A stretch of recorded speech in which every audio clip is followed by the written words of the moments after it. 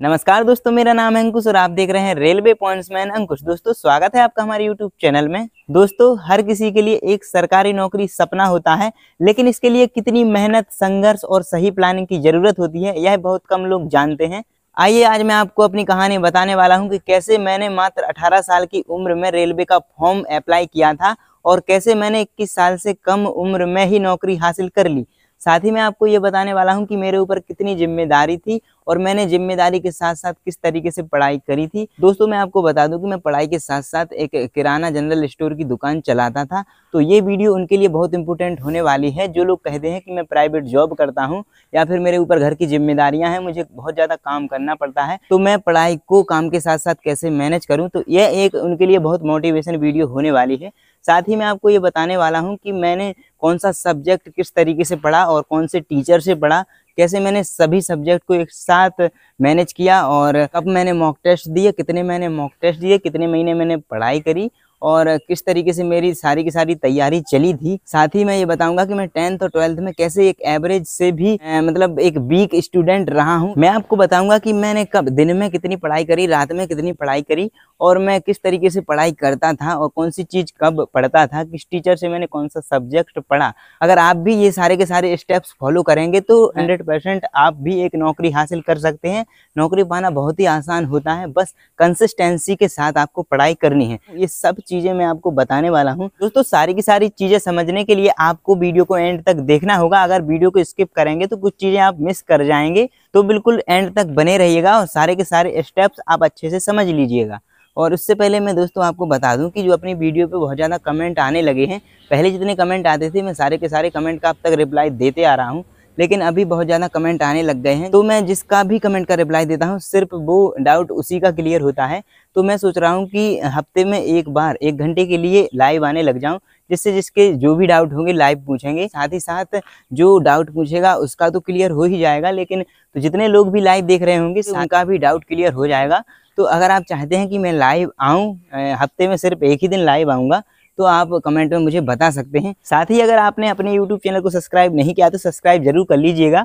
साथ ही bell icon press कर लीजिएगा, जिससे आने वाले जितने भी नोटिफिकेशन होते हैं सारे के सारे आपको मिलते रहें। अगर वीडियो अच्छी लगे तो वीडियो को लाइक शेयर जरूर कीजिएगा। दोस्तों, सबसे पहले मैं बता दूं कि मैंने 2017 में अपनी 10th करी थी, जिसमें मेरे 65% मार्क्स आए थे, और 12th मैंने 2019 में करी थी, जिसमें मेरे 69% आए थे। और 10th भी मैंने मैथ सब्जेक्ट से करी है और 12th भी मैंने मैथ सब्जेक्ट से करी है। इसके बाद मैंने 2020 में BA में एडमिशन लिया था, लेकिन मुझे बीच में ये मन में लगा कि मुझे रेलवे में जाना है, जिसकी वजह से मुझे ITI ज़्यादा ज़रूरी है, ग्रेजुएशन इतनी ज़्यादा ज़रूरी नहीं है। तो फिर मैंने 2020 में ग्रेजुएशन छोड़ दी और ITI में एडमिशन लिया। तो गवर्नमेंट ITI में मैंने अप्लाई किया, तो मेरा नाम आ गया गवर्नमेंट ITI कॉलेज में। तो इसकी वजह से मैंने BA छोड़ दी और फिर मैं ITI में चला गया। 2020 से 2022 तक मेरी ITI चली। इसी के बीच में मैं जब क्लास 9th में था, तब मैंने एक किराने की दुकान खोली थी, जिसमें मैं ज़्यादा बिजी रहता था, तो मैं स्कूल भी ज़्यादा नहीं जा पाता था। इसकी वजह से मेरी जो 10th और 12th की परसेंटेज है वो भी कम रही है।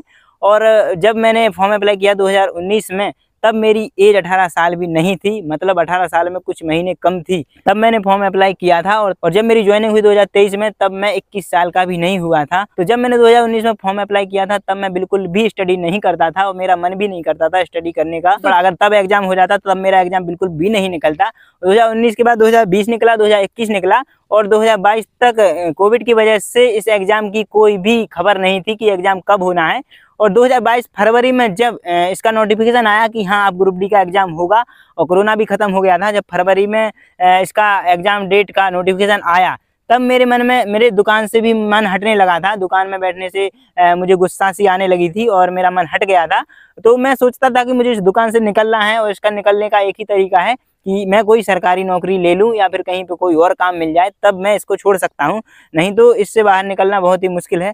तब मेरे मन में आया कि चलो ग्रुप डी का मैंने फॉर्म डाला था, इसका एग्जाम भी आने वाला है, तो इसके लिए पढ़ाई करी जाए। तो मैंने फरवरी में पढ़ने का मन बनाया, और जब मैंने फरवरी में पढ़ने का मन बनाया तो मैं यूट्यूब पे सर्च करता था, क्योंकि ऑनलाइन ही पढ़ाई करनी थी। दुकान की वजह से मैं ऑफलाइन कोचिंग जा नहीं सकता था, क्योंकि यहाँ से बहुत दूर मेरी जो ललितपुर शहर लगता है, वहाँ बहुत दूर यहाँ से है, कम से कम 30 किलोमीटर है। तो यहाँ से ऑफलाइन जाना मेरे लिए संभव नहीं था। तो मैंने सोचा ऑनलाइन ही पढ़ाई करी जाए, और मैं कई और स्टूडेंट को देखता था कि वो ऑनलाइन पढ़ाई करते थे। तो मैंने यूट्यूब पे सर्च किया कि मैं मैथ कहाँ से पढूं, साइंस कहाँ से पढूं, जीके कहाँ से पढूं और रीजनिंग कहाँ से पढूं। तो मेरा पूरा का पूरा फरवरी टीचर्स को सर्च करने में ही निकल गया और मुझे कोई टीचर नहीं मिल रहे थे। जब पूरा फरवरी निकल गया तब जाके मुझे सभी विषय के लिए अलग अलग टीचर्स मिले, जिनसे मेरा मन हुआ कि हाँ इनसे मैं पढ़ूंगा और जब तक एग्जाम नहीं हो रहा है तब तक मैं सिर्फ इन्हीं टीचर से पढ़ूंगा। दोस्तों अब मैं बात करता हूँ मेरे टाइम टेबल की। मैं सच बता रहा हूँ, मैंने कभी मेरा टाइम टेबल नहीं बनाया है, क्योंकि अगर मैं टाइम टेबल बनाने लग जाता तो मैं कभी भी अपनी स्टडी पूरी तरीके से नहीं कर पाता। मुझे जितना टाइम रिवीजन के लिए देना था मैं कभी अलग से टाइम निकाल के नहीं दे पाता। तो जब भी मैं दुकान पे बैठा रहता था तो मैं अगर कोई क्लास लेनी है तो दुकान में बैठा बैठा ही क्लास ले लेता था। जब कोई ग्राहक आता था तो उनको सामान दे देता, बाकी फिर से मैं अपनी क्लासेस स्टार्ट कर देता था। इसी तरीके से मैं दुकान में बैठ के ही अपनी रिवीजन करता। अगर मैं अलग से टाइम निकालना चाहता तो मैं प्रॉपर अपने लिए जितना स्टडी के लिए टाइम देना था 8 से 10 घंटे मैं कभी नहीं दे पाता। बाकी मैं सुबह जल्दी 5 बजे उठता था, तो जो मैंने कल जीके पढ़ी थी वो रिवीजन करता था मैं 5 से 6 बजे तक, और 6 बजे से करंट अफेयर की क्लासेस आती थी तो वो मैं देख लिया करता था। बाकी दिन में कोई अगर दुकान चलाने के लिए और मेरे घर वाले कोई अगर बैठ गए तो मैं छत पे जाता था। जैसे ही सुबह सुबह की धूप आती है या दोपहर की भी धूप, सर्दियों में तो अच्छी धूप लगती है, तो मैं छत पे बैठ जाया करता था और 4 से 5 घंटे वहीं पे बैठा रहता था जब तक दोबारा से मुझे दुकान में बैठने के लिए नहीं कहा जाए। तो इस तरीके से मैं पढ़ाई करता था, मतलब जितना भी जहाँ भी टाइम मिलता है मैं वहाँ पे पढ़ने बैठ जाया करता था। और जैसे मैं कहीं गया हूँ, अगर मोबाइल लिए हूँ तो कोई टेस्ट है, जैसे मैं टेस्ट दे के गया हूँ, अब उसका मुझे एनालिसिस करना है, तो कहीं पे अगर ऐसे ही बैठा हुआ हूँ तो वहीं पे मैं अपना टेक्स्ट बुक खोल के और उसका रिवीजन करने लगता था कि किस वजह से मेरा क्वेश्चन गलत हुआ है, किस वजह से मैंने क्वेश्चन नहीं कर पाया है। ये सब चीज़ें मैं देखता रहता था और जो रिवीजन है वो इसी तरीके से चलती रहती थी, बार बार मेरे सामने वो चीज़ें आती रहती थी तो मुझे जल्दी से जल्दी वो चीज़ें याद हो जाती थी, क्योंकि बार बार देखने से ही याद होता है। इस तरीके से मेरा टाइम टेबल था और मैं आपको भी यही सजेस्ट करूंगा कि कभी भी आप टाइम टेबल के चक्कर में ना पड़ें। आपको सिर्फ ये देखना है कि मुझे 8 से 10 घंटे पढ़ाई के लिए देना है। अब चाहे वो 1-1 घंटे करके गैप दे दे के हो, अब बीच में चाहे कोई काम आ जाए तो उसको कर दो और काम करने के बाद फिर से पढ़ने के लिए बैठ जाओ। मतलब जितना भी आपको टाइम मिल रहा है आप अपना पढ़ाई में वो पूरा का पूरा टाइम दें। और जब मैं दुकान में बैठ के पढ़ता था तो जो कुछ लोग होते नहीं है कि कुछ भी लगते हैं, आस पड़ोस के लोग आते हैं, तो जब दुकान पे मेरे सामान लेने आते थे तो वो मुझे पढ़ता हुआ देख के एक तरीके से मजाक मेरा उड़ाते थे कि मैं तब से 3 साल से वो लोग मुझे देख रहे हैं, मैं दुकान ही चला रहा हूँ, कभी स्कूल उनको जाते दिखा नहीं, कभी कुछ पढ़ते दिखा नहीं। तो वो लोग मुझे बहुत ही ज़्यादा ऐसी ऐसी बातें करते थे जिससे एक लोग अगर और कोई होता तो वो मतलब डिमोटिवेट 100% हो जाता। लेकिन मैंने उन सभी को इग्नोर किया और आगे बढ़ता गया। कई लोग कई प्रकार की बातें करते रहे और मैं अपनी स्टडी जारी रखता रहा। और जब लास्ट एग्जाम का टाइम आया था तब मैंने 1 महीने के लिए अपनी दुकान में बैठना बिल्कुल टोटली बंद कर दिया था। इस तरीके से मेरी स्टडी चली है। आप भी अगर यही टिप्स फॉलो करेंगे तो 100% आपको सफलता मिलेगी। तो जब पूरा फरवरी निकल गया और मार्च आते आते मुझे सभी टीचर मिल गए कि हाँ मुझे मैथ किन से पढ़ना, साइंस किन से पढ़ना, रीजनिंग किन से पढ़ना। तो मैंने साहिल सर हैं, एक यूट्यूब पे भी मिल जाएंगे आपको और उनका चैनल भी मिल जाएगा, मैं पहले भी इनका बता चुका हूँ। साहिल सर से मैंने मैथ पढ़ी, काजल मैम से मैंने केमिस्ट्री और बायोलॉजी पढ़ी और अंकुर सर से मैंने फिजिक्स पढ़ी। इनसे मैंने साइंस पढ़ ली दोनों टीचर्स से। इसके बाद मैंने रीजनिंग पीयूष सर से पढ़ी और जीके के लिए मैंने लूसेंट की बुक का रट्टा मारा। ऐसे ही मैंने करके चारों सब्जेक्ट का अलग अलग शिफ्ट वाइज टाइम टेबल भी बना लिया कि हाँ मैं इतने टाइम पे ये पढ़ूंगा, इतने टाइम पे ये पढ़ूंगा, और इसी तरीके से मैंने पढ़ाई शुरू करी। इसके बाद मैंने 2-3 महीने तक उनके क्लासेस देखी, यूट्यूब पे ही मैंने क्लासेस देखी। किसी का भी मैंने कोर्स परचेस तब तक नहीं किया था क्योंकि यूट्यूब पे ही मैंने क्लासेस देखना शुरू की और मैंने 2 महीने तक उनकी क्लासेस देखी और तब तक मैंने कोई भी मॉक टेस्ट नहीं दिया था। फिर मुझे पता चला कि अब मॉक टेस्ट भी देना जरूरी है क्योंकि जो सीबीटी एग्जाम होता है वो कंप्यूटर पे होता है और ये अगर इसके साथ साथ हमारा टाइम भी मैनेज हो रहा है कि नहीं हो रहा है ये सब मॉक टेस्ट देने से पता चलेगा।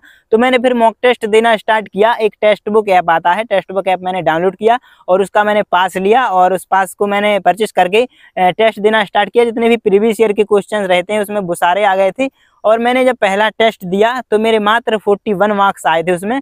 और उसमें मेरे मैथ रीजनिंग में तो फिर भी ठीक मार्क्स आ गए थे, लेकिन जो साइंस और जीके है उसमें बिल्कुल भी बहुत कम मार्क्स मेरे आए थे, जिसमें से जीके में तो मेरे सिर्फ 2 या 3 मार्क्स आए थे 20 क्वेश्चंस में से, और बहुत ज़्यादा क्वेश्चंस गलत हो गए थे मेरे। इस तरीके से मेरा जो पहला स्कोर था मॉक टेस्ट का वो 41 मार्क्स था। 2-3 महीने निकल चुके थे पढ़ाई के और मेरा बिल्कुल भी मन नहीं लग रहा था, सब कुछ सही चल रहा था, बस साइंस और जीके में बहुत ज़्यादा दिक्कत हो रही थी। और क्योंकि यूट्यूब से मैं क्लासेस ले रहा था तो एक पर्टिकुलर टॉपिक जैसे लाइन बाय लाइन चलते हैं वैसे नहीं चल पा रहे थे। तब मैंने काजल मैम अंकुर सर का एक फ्यूचर टाइम्स कोचिंग उनका ऐप रहता था इस नाम से, तो मैंने उन पे जाके उनका एक 300 रुपये में बैच दिया, 300-400 रुपये में उन्होंने बैच दिया था, वो बैच मैंने परचेस किया। फिर जाके प्रॉपर मैंने साइंस पढ़ना स्टार्ट करी और मेरी साइंस में मार्क्स आने लगे। और जीके के लिए मैंने current affair Kumar Gaurav sir की क्लासेस लेना स्टार्ट किया। लगभग मई से मैंने कुमार गौरव सर की उत्कर्ष क्लासेस से मैंने क्लासेस लेना स्टार्ट किया। वो यूट्यूब पे फ्री क्लासेस चलाते थे और मैथ मेरी सही चल रही थी। और मैथ जो मैं तैयारी करता था वो पर डे मैं 2 से 3 घंटे मैथ के लिए देता था। और रीजनिंग में पीयूष सर से 1 घंटे की क्लास और 1 घंटे की प्रैक्टिस करता था। और साइंस के लिए मैं दोनों क्लासेस एक साथ लेता था, एक केमिस्ट्री और एक फिजिक्स की, या एक बायोलॉजी एक फिजिक्स की। इस तरीके से मैंने सारे के सारे कोर्स कंप्लीट किए और मेरे 5 महीने में पूरे कोर्स कंप्लीट हो गए थे। और 3 महीने से मैं मॉक टेस्ट देने लगा था। मैंने जो जब तक एग्जाम नहीं हुआ तब तक मैंने टोटल 650 मॉक टेस्ट और क्विज मिला के 650 मैंने टोटल टेस्ट अटेम्प्ट किए थे, जिसमें लगभग 150 के something mock test full test थे और 500 के समथिंग जो 10 या 20 नंबर की क्विज आती हैं सब्जेक्ट वाइज वो थी। तो ये सब मैंने दी, टॉपिक वाइज जो क्विज होती हैं वो दी। ये सब मैंने टोटल 650 मैंने क्विज और मॉक टेस्ट लगाए। इसके बाद मेरी प्रैक्टिस इतनी अच्छी हो गई थी कि मेरे 70 प्लस हर एक मॉक टेस्ट में मार्क्स आने लग गए थे। अब ऐसा नहीं है कि मैंने एक बार में पढ़ा और सारे के सारे टॉपिक मेरे कंप्लीट हो जाते थे। मैथ में मुझे सारे के सारे टॉपिक समझ में आ रहे थे, बस 3 टॉपिक मुझे समझ में नहीं आ रहे थे, एक मेंसुरेशन, एक ट्रिग्नोमेट्री और एक अलजेब्रा। ये 3 टॉपिक में मुझे बहुत ज़्यादा दिक्कत हो रही थी। लेकिन अब ऐसा नहीं है कि एक टीचर से मुझे ये 3 समझ में नहीं आ रहे हैं, तो मैं देखता था कि जो वीडियो से मैं मैथ कंप्लीट करता था, मैंने कोर्स परचेस नहीं किया था, तो मैं कमेंट में देखता था कि कई जो स्टूडेंट हैं वो लिख रहे हैं कि मुझे समझ में आ गया। तो मैं सोचता था कि मुझे समझ में क्यों नहीं आ रहा है। मैंने एक ही टीचर के जो तीनों टॉपिक 2-2 3-3 बार देखे। मेंसुरेशन तो मैंने 5 बार देखा था, तब जाके मुझे समझ में आया था। लेकिन मैंने टीचर चेंज नहीं किए, मैंने टीचर से एक ही टीचर से पढ़ा, क्योंकि जब अदर स्टूडेंट जो है उनको समझ में आ रहा है यही चीज़, तो मुझे क्यों नहीं समझ में आ रही है।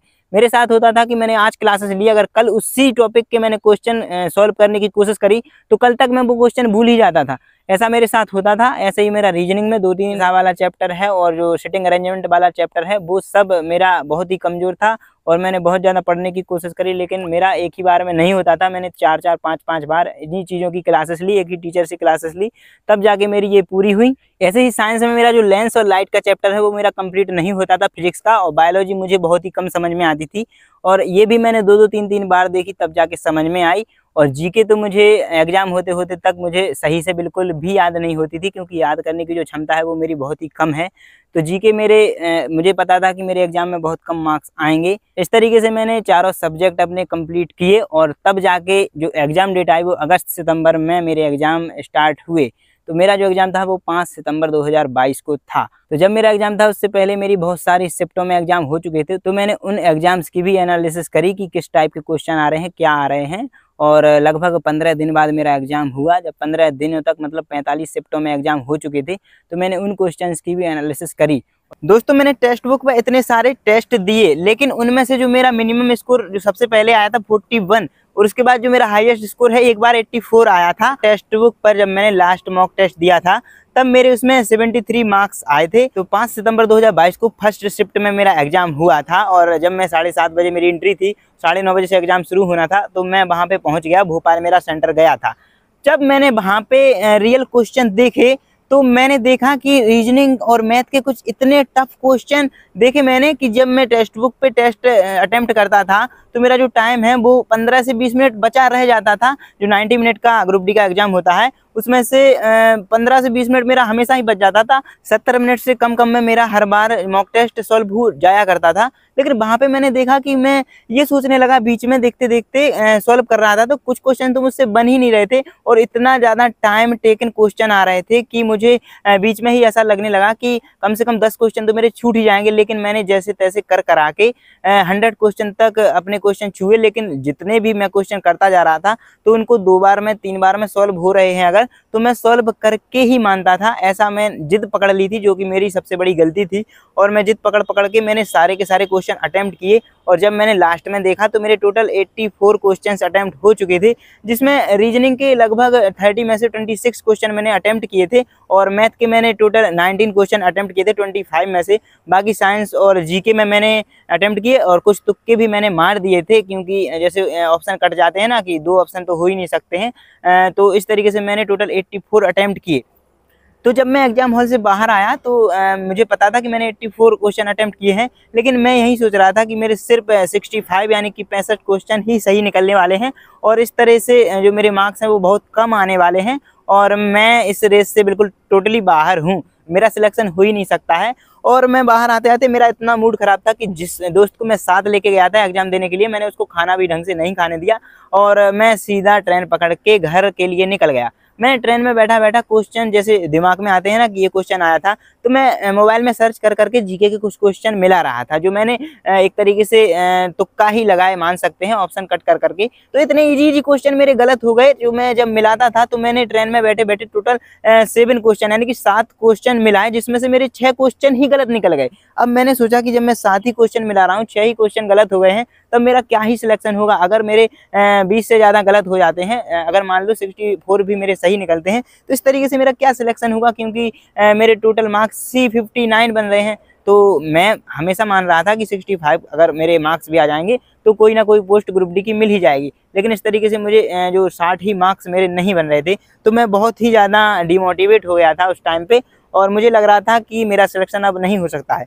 लेकिन 15 ही दिन बाद अक्टूबर महीने में ही आंसर की आ गई थी, लगभग 10 अक्टूबर के समथिंग इसकी आंसर की आ गई थी। और जब मैंने आंसर की में अपने क्वेश्चन मिलाए तो अंदर से डर सा तो लग ही रहा था, लेकिन फिर भी मैंने हिम्मत करके, मेरा एक और दोस्त मेरा साथ में था, मैंने उससे अपने क्वेश्चन मिलवाए। तो उसने मुझे बताया कि मेरे टोटल क्वेश्चन 13 ही रॉन्ग हैं, जबकि 6 क्वेश्चन मैंने तभी मिला लिए थे। इस तरीके से मेरे सिर्फ 13 क्वेश्चन ही रॉन्ग निकले, 71 क्वेश्चन मेरे सही निकले और काट पीट के जो मेरे मार्क्स आ रहे थे वो आ रहे थे 66 के समथिंग। बाद में रेलवे ने एक क्वेश्चन इग्नोर कर दिया था, जिससे मेरे काट पीट के मार्क्स 65 कुछ आ रहे थे और वो एक बोनस मार्क्स मिलेगा, तो 66 कुछ मार्क्स मेरे आ रहे थे। और जब नॉर्मलाइजेशन हुआ तो उसमें मेरे 76.28 मार्क्स हो गए थे और जिसमें मेरा पैनल आया और पैनल में मेरा नाम आया, तो तब मेरी खुशी अलग ही थी। और इसके बाद जो पीईटी एग्जाम यानी कि फिजिकल एफिशिएंसी टेस्ट होता है, इसकी तैयारी में मैं लग गया। इसके बाद डीबी और मेडिकल होता है। बाकी क्या क्या मेरे साथ हुआ, आगे की क्या जर्नी है, बाकी मैं सब आपको बताऊंगा अगले पार्ट 2 में। तो इस वीडियो का पार्ट 2 देखने के लिए आप चैनल को सब्सक्राइब जरूर कर लीजिएगा। तो ये थी मेरी जर्नी। अब अगले पार्ट में हम मिलते हैं, पार्ट 2 लेकर आएंगे कि अब जो मेरा पीईटी में नाम आया, मैंने कैसे पीईटी की तैयारी करी, क्या पीईटी में होता है और कैसे डीबी में कौन कौन से डॉक्यूमेंट लगते हैं, मेडिकल में क्या क्या हुआ था मेरे साथ और कितना टाइम लगा था, ये सब चीज़ें मैं आपको पार्ट 2 में बताऊँगा। चलिए मिलते हैं पार्ट 2 में। तो दोस्तों मिलते हैं अगली वीडियो में, तब तक के लिए नमस्कार, धन्यवाद।